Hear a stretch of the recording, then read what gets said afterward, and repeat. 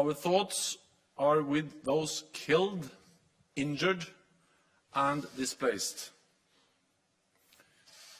We call on Russia to stop this senseless war, immediately cease its assaults, withdraw all its forces from Ukraine, and turn back to the path of dialogue and turn away from aggression. The Kremlin's objectives are not limited to Ukraine. Russia has demanded legally binding agreements to announce further NATO enlargement and to remove troops and infrastructure from allies that joined after 1997. We are facing a new normal in European security, where Russia openly contests the European security order and uses force to pursue its objectives. The world will hold Russia and Belarus accountable for their actions. Russia as the aggressor, Belarus as the enabler. President Putin's decision to pursue his aggression against Ukraine is a terrible strategic mistake, for which Russia will pay a severe price for years to come. NATO allies and the European Union have already introduced significant sanctions, and many of our partners around the globe have joined us. We must stand ready to do more, even if it means we have to pay a price, because we are in this for the long haul. At the same time, the Russian people must know that Kremlin's war on Ukraine will not make Russia more secure. It will not make Russia more respected in the world. It will not lead to a better future for your children. In response to Russia's massive military build-up over the past months, we have already strengthened our deterrence and defense. Yesterday, NATO allies activated our defense plans. And as a result, we are deploying elements of the NATO response force on land, at sea, and in the air, to further strengthen our posture and to respond quickly to any contingency. The United States, Canada, and European allies have deployed thousands of more troops to the eastern part of the alliance. We have over 100 jets at high alert, operating in over 30 different locations, and over 120 ships from the high north to the Mediterranean, including 3 strike carrier groups. There must be no space for miscalculation or misunderstanding. We will do what it takes to protect and defend every ally and every inch of NATO territory. Leaders today also made clear that we must continue our support to Ukraine. The Kremlin is trying to make NATO and the EU provide less support to our partners. So our collective answer must be more support to countries like Georgia, Moldova, and Bosnia-Herzegovina, to help them succeed with their democratic reforms and pursue the path that they have freely chosen. More than ever, this crisis demonstrates the importance of North America and Europe standing together in NATO. There is no security in Europe without a strong transatlantic bond. With that, I'm ready to take your questions. Okay, we'll go to Al Jazeera. James Bays, Al Jazeera. How fearful are you about the possible fall of Kyiv? How long, in your estimation, can the government of Ukraine last? And if we move to a resistance insurgency type situation, what support can NATO then give? So what we see now is a full-fledged invasion of Ukraine from multiple directions with air, sea and land capabilities. And this is actually in line with what our intelligence services predicted over a long period of time, because we saw the build-up around Ukraine with air, sea and land forces. We see, of course, that they're moving towards Kiev. We also see the rhetoric, the messages, which is strongly indicating that the aim is to change government, to change and remove the democratically elected government in Kiev. We are in close contact with the government of Ukraine. We are, of course, monitoring the situation very closely. It is still a fluid situation. What we have seen is that the Ukrainian forces are fighting bravely and are actually able to inflict damage on the invading Russian forces. But again, it is a very fluid and an evolving situation. NATO allies expressed at the summit today that they provide support to Ukraine. They are ready to continue to provide support to Ukraine, military support, financial support, humanitarian support. And then I think we all have to judge how things evolve. But the message from NATO leaders and also from Finland and Sweden, EU, is that we are there to support Ukraine. We have supported Ukraine for many years and we continue to provide support. We'll go to the National Press Agency of Ukraine. Dmitry Shkurko, National News Agency of Ukraine. Secretary General, in the current situation which we observe now in Ukraine, does NATO preserve its desire to assist Ukraine with defensive equipment? In particular, can we expect that NATO will provide Ukraine with so badly needed anti-aircraft equipment? Thank you so much.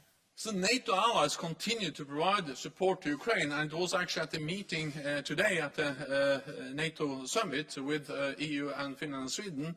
Allies announced and also informed other allies about the type of weapons, the type of support, and some of that also includes air defense systems. So NATO allies have and continue to provide support, military, but also different types of equipment to Ukraine. Then we all realize that, of course, in this very evolving and difficult situation, it's hard to predict what will be what are the possibilities in the future. But allies are providing support and are very committed to continue to provide support. Okay, we'll go to NBC, just behind the cameras. Thank you, Mr. Secretary General. There's concern that NATO could get pulled into this conflict if Russia were to shut down electricity or other services in Ukraine that could spill over into Poland or Romania. Can you say explicitly whether a Russian cyber attack of that nature would trigger an Article 5 collective defense? So we are sending a very clear message to Russia that we provide support to our partner, Ukraine, and allies provide many different types of support. NATO help Ukraine also with their cyber defenses. But then for NATO allies, we provide the absolute security guarantees under the Washington Treaty, Article 5. An attack on one will be regarded as an attack on all. And we are clear on this distinction because it is important to make sure that we don't have an even bigger crisis in Europe, where Russia challenge or is threatening or attacking any NATO allied country. And that's the reason why we so clearly send a message that we are there to protect all allies and every inch of NATO territory. When it comes to cyber attacks and the risk for incidents and accidents, for instance in the Black Sea, we are pursuing mechanisms of deconfliction to prevent that from happening. We have, as NATO allies, especially the United States, have done that, for instance, in Syria over a long period of time. And we, of course, are very focused. I spoke with Sarkar, the NATO Supreme Commander, on that issue recently, and he is very focused on the need to deconflict to make sure that we don't have incidents or accidents that can spiral and get out of control and create a very dangerous situation. On cyber, well, we have stated that cyber attacks can trigger Article 5, but we have never gone into a position where we give a potential adversary the privilege of defining exactly when we trigger Article 5. We are focused on strengthening our cyber defenses. We are very much aware of that that's a risk, and therefore we are stepping up both the protection of our cyber networks, but also providing support to Ukraine, and we are very focused on the need for deconfliction. Okay, we'll go to NPR Deutsche Welle. Thank you. Terry Schultz with NPR and DW. I want to know more about the deployment of the NRF forces, please. How many will be sent where, from where, how long will it take to get there? Thinking about military mobility, as always. And also, what has changed in your calculation about the threat to NATO territory that has led allies to make the decision to deploy this for the first time in history for the purposes of collective defense? Thank you. Well, what has changed over the last days is, of course, that there's a full-fledged invasion of a partner, a country that borders several NATO allied countries. And this is the most serious security crisis we have faced in Europe for decades. And therefore, we have the High Readiness Force, we have the NATO Response Force, and that's the reason why we are deploying it to, again, prevent any miscalculation, any misunderstanding that we are not ready to protect and defend all allies. And of course, this is something all allies have agreed to do. 30 allies agreed. But of course, especially those in the eastern part of the alliance are extremely concerned. They are close to this, the fighting in Ukraine, and they also border Russia, and they have seen not only the military build-up and the ongoing war in Ukraine, but also seen the very threatening rhetoric. Because this goes far beyond Ukraine. This is about how Russia is actually challenging, contesting core values for our security and demanding that NATO should withdraw all forces and infrastructure from almost half of our members. And they stated that if we don't do that, if we don't meet their demands, there will be what they call military technical consequences. So we have to take this seriously. And that's exactly why we are now deploying the NATO Response Force for the first time in a collective defense context. And we speak about thousands of troops. We speak about air and maritime capabilities. They are already actually part of the standing naval groups. We have many planes operating in the eastern part of the alliance, and then several allies have partly already assigned troops and forces to the NATO Response Force. We have the lead elements, which are led by France. We have the United States, which has assigned thousands of troops to the NATO Response Force, and these will be deployed to different places in the eastern part of the alliance. Well, they are partly coming from the United States, but these are also very much European troops. For instance, the lead element, the VJTF, the High Readiness Joint Task Force, is now led by France. There's a strong German component there, and other allies also part of that. Associated Press. Lon Cook, Associated Press. Just to follow up on that, Secretary General, the VJTF can only go to one place, and you have 8 allies that are extremely nervous. I mean, where might you send it? Have you identified a particular weakness on that eastern flank? Thank you. But I think we have to understand that we have many elements, components of the NATO response force. We have increased the readiness of the NATO response force, and then I don't speak only about the lead element of the VJTF, the Very High Readiness Joint Task Force, but we speak about more elements than just that one. Second, we have allies, the United States, but also the United Kingdom and other allies, that have increased readiness of forces that are assigned to NATO and the NATO response force. So, of course, these are additional forces that we can deploy as part of the broader deployment of the NATO response force. I'm not saying that we are deploying the whole force. The size of the NATO response force has been tripled since 2014 to roughly 40,000 troops. I'm not saying we are deploying the whole thing. I'm saying that we are deploying elements of the lead, also the VJTF, and elements of the rest of the NATO response force. And then it is for SACEUR to make fine decisions exactly where the different elements are deployed. But we activated the defense plans yesterday, and now the elements of this force will be deployed, or is being deployed. Okay, we'll go to TV2. Lady in white. Lady in white over there. Thanks, Elin Sørsdal, TV2 Norway. I'll just follow up on AP and what Terry from NPR said. How quick can these troops and this force be deployed?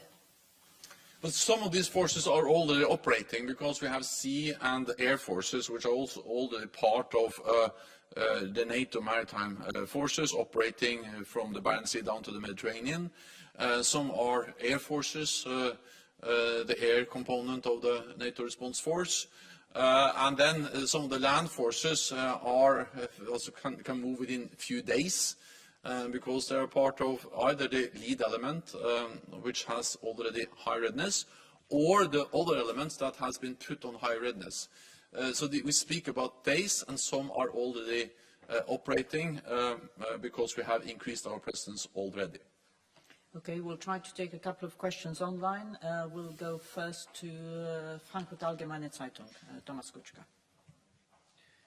Thanks a lot. Good afternoon. Secretary General, in the statement that has just been released, it is said that Russia's actions are flagrant rejection of the principles enshrined in the NATO-Russia Founding Act. And then it continues, it is Russia that has walked away from its commitments under the Act. Does that mean that NATO now considers the NATO-Russia Founding Act as obsolete, or do NATO member states are they still bound? Do they still feel bound by this document? Thanks a lot. The NATO leaders decided today a statement where they clearly state the fact that Russia has walked away. The NATO-Russia Founding Act is based on some core principles enshrined in the Founding Act, and that is the respect for territorial integrity and sovereignty of all countries, including, of course, Ukraine.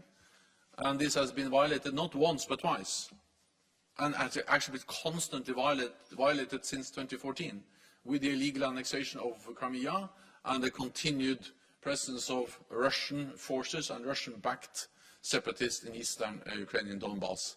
And this is further violated with the full-fledged invasion of Ukraine that we have seen over the last couple of days. So what we see is that Russia showed no respect for the NATO-Russia Founding Act. And of course, if you have a founding act between two partners, NATO and Russia, and one part doesn't respect that agreement, the agreement doesn't work. It doesn't function. It doesn't help us to improve our relationship with Russia. Because even if the founding act has good provisions and good intentions, if these intentions and the provisions and the Founding Act is not respected, it doesn't work. So that's the reality. The NATO-Russia Founding Act doesn't work because one side, Russia, has violated it over many years, but now we see an extremely blatant and flagrant violation of the Founding Act with the invasion of Ukraine. We'll take the next question online also from Greg Palkett from Fox. Thank you, Juana. Thank you, Mr. Secretary General. Two quick questions, one about war, one about peace. Do you agree with some reports of intelligence officials that Kiev could fall within the next, say, day or two? And despite the bravery of the fighting that you have cited among Ukrainian soldiers, do you see a defeat inevitable if war goes on? And the quick question about peace, there is discussion, President Zelensky offering to discuss with Russia an approach to peace that might include neutrality for Ukraine. Would you agree to something like that? Thank you. The first on the situation on the ground. It is a full invasion of Ukraine. They are moving towards Kiev, and the stated goal is to change the government of Ukraine. It is a very unpredictable situation. Therefore, I will not speculate, but I will pay my respect to the Ukrainian armed forces, which are really proving their bravery and their courage by fighting and standing up against the much larger invading Russian force. On potential talks between the government of Ukraine, President Zelensky, and Russia, my main message is that this is for President Zelensky and the government of Ukraine to decide. What we need to see now is that Russia stop the attack against Ukraine, that they withdraw their forces and cease all the attacks on Ukraine. That's the easiest, the fastest, and the best way to peace. So if they want peace, then it's just stop to attack Ukraine. And therefore we call on Russia to do exactly that. Okay, we'll go to NTV. Yes, Sonomot from NTV. Secretary General, two short questions. First, you're a statistician, and so far with regard to risk, you have already evaluated the risk and the threat against NATO coming from Russia. Particularly, you foresee the playbook of Russia. And so my first question is, what is the risk that this conflict spread where, and what might be the end goal of Russia? And my second question is, you have at the tip of your fingers the security of 1 billion citizens in the transatlantic area. So you met with on VTC all the leaders. Can you reassure the public opinion that if there is a genuine threat coming from, because the rhetoric, the aggressive rhetoric of Russia, its behavior is unacceptable, that all member states are committed to defend and protect every single centimeter of NATO? Thank you. In the meeting today with NATO leaders, it was a very strong message of unity, a very strong message of resolve that we need to stand together, not only in words but also in deeds. So we agreed a strong statement calling on Russia to stop the attacks on Ukraine, to withdraw its forces, but also we agreed to continue to provide support to Ukraine and also continue to strengthen our presence in the eastern part of the alliance to prevent any attack on any NATO allied country. We have a defensive presence in the east. We are increasing our presence not to provoke a conflict but to prevent the conflict.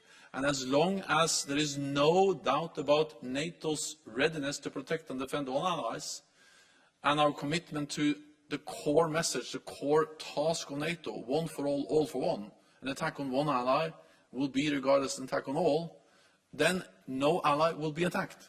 And that will prevent the conflict. And that will preserve peace for NATO allies and for 1 billion people.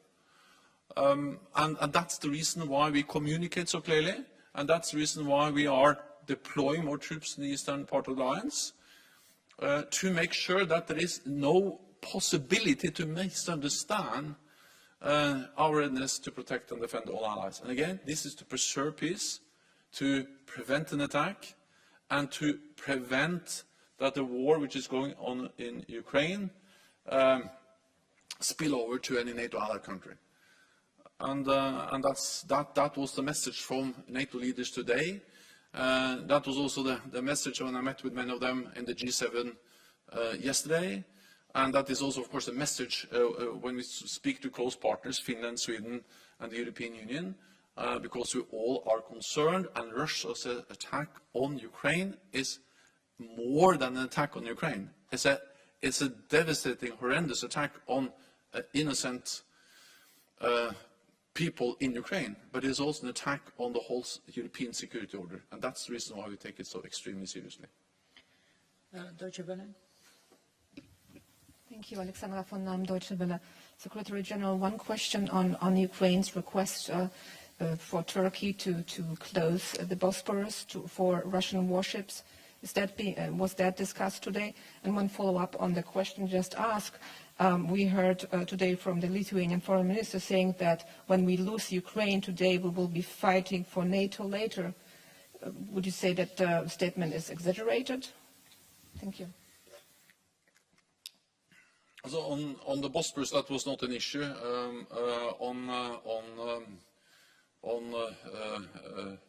The potential attack or any potential attack on a NATO allied country, well, that has been our message throughout the whole day. That was the message from the NATO leaders in the summit today, is that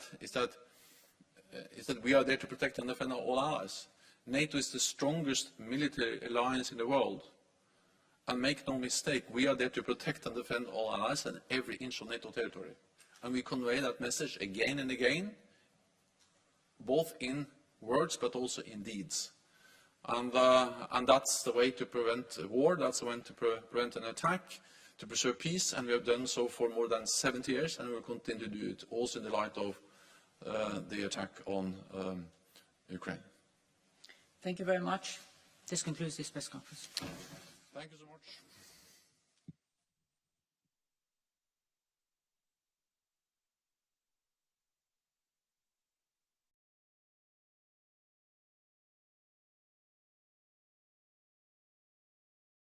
For the Reuters live service.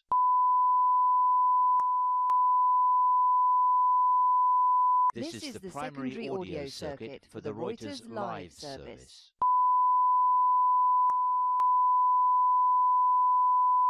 This is the primary audio circuit for the Reuters live service.